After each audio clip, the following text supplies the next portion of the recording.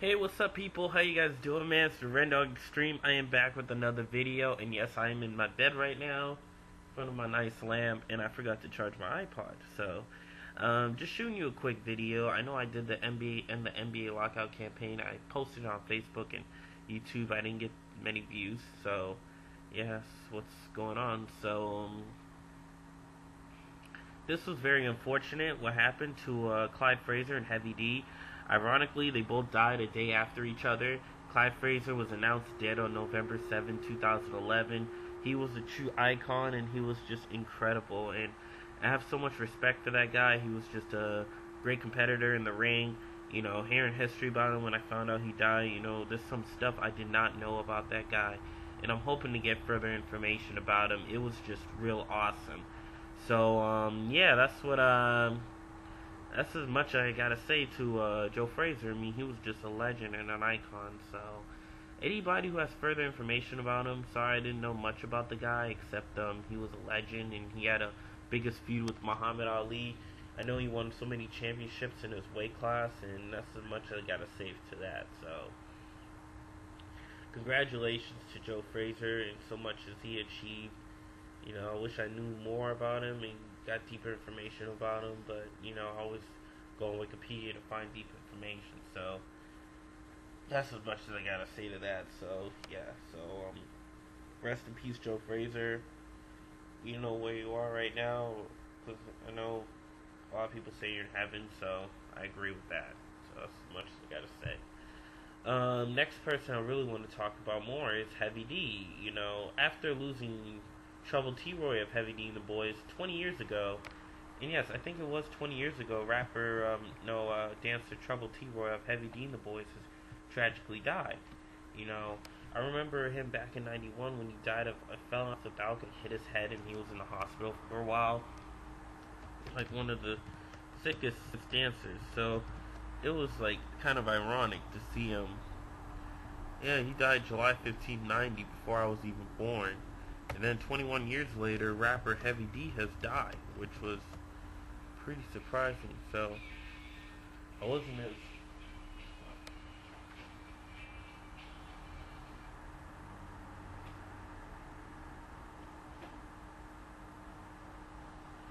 So, it was tragic, rapper Heavy D has died, the following day.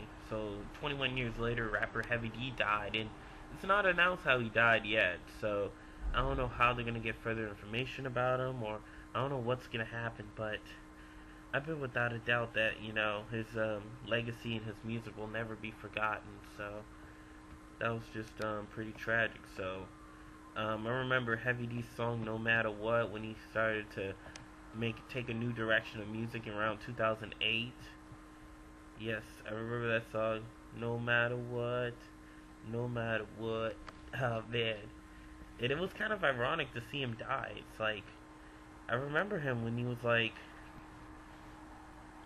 on the Hip Hop Awards very recently, and he was dancing very talentedly and very smoothly. Like, it was just very impressive. He actually could dance with these guys. Like, he could actually dance with younger dancers. Like, it was like he was in his prime again. Like, it was just incredible, especially performing songs None But Love, getting Tyrese to sing his song Now That We Found Love, What Are We Gonna Do? It was just really awesome. And yeah, I remember his group Heavy D and the Boys. That was just a cool group. It's like Lil Wayne the Hot Boys, or I don't know any other band members like that has a name like that. So yes, yes, it was kind of cool. So it was a new direction of music, and I actually did like that song No Matter What. I always say to my friends at school back my senior year in high school, as long as the world turns. And then I always say like almost all the time. So yes, that was just so funny. Long Distance Girlfriend, I actually decided to heard that song after a segment between Big Show and Chris Jericho back in like a couple years ago in December, when he was like, I'm on Raw, you're on SmackDown. That's what Big Show said to Jericho, and he's like, long distance relationship still works. I said, oh, let me hear that song, Long Distance Girlfriend. And his singing was smooth. I like that. And then y'all let that got night for my long distance girlfriend. girlfriend, and I call it. Oh man, that song was even better. Come to think of it, but no matter what, was just funny. I actually loved his singing. Let's go back to the stars, no matter what. But yeah, I always loved that best moment. So he was supposed to come out his first ever posthumous album, which was supposed to come out in, and actually was released in September. Love Opus. So I really can't wait to hear um, yeah, I really can't wait to hear his album Love Opus. But I don't think the link's open on Wikipedia yet. So hopefully it does happen. So yeah, so he has some past history songs like Nothing But Love. I actually love that song. I got nothing but love for you, yeah. What's up? I got nothing but love.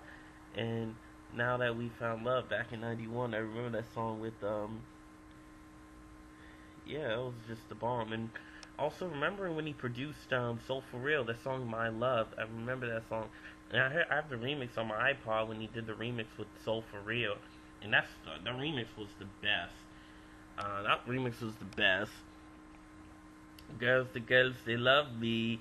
Oh man, that song was also smooth. That's just one of his best historical songs. So, yeah, it's kind of tragic, I could go on forever, but I don't want to go on forever. Oh, he was also in a posthumous film, Tower Heist. I gotta see that movie. And he was also, I remember he appeared in a couple of Notorious B.I.G.'s videos, but for the most part, what is it? Oh yeah, Notorious B.I.G.'s One More Dance. I remember he appeared as a bouncer and he kicked everyone out, so because everyone would get into the party. So that was just it was just kind of crazy. So yeah, so quite frankly, that's so much I got to say to that. So I could go on forever, but I don't want to, go on forever and then make the video too long. So I could talk so much about his history. So yeah, it was kind of tragic. So hopefully, oh, there's the information. It was his first performance live 15 years on the Hip Hop Awards since '96. Myers died November 8, 2007 in Los Angeles, California at the age of 44. He collapsed outside his Beverly Hills home, was taken to the Cedars-Sinai Medical Center. It was reported that his death was due to respiratory issues, that no foul play was involved. So yes, that's my final part of the video, and yeah, so that's what I'm gonna leave it at that. So it was respiratory issues. Hopefully, he didn't wind up taking drugs or on an overdose. If there's further information beyond his death, so that's my video, and hopefully you guys enjoyed it. Peace out.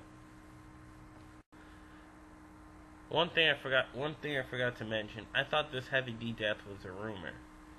I thought it was a rumor, and I thought it was some low life scums creating some random rumor that Heavy D is dead. But when I actually went on it the next day, today, and I found out, oh, the death was actually real. So I'm glad it wasn't a rumor.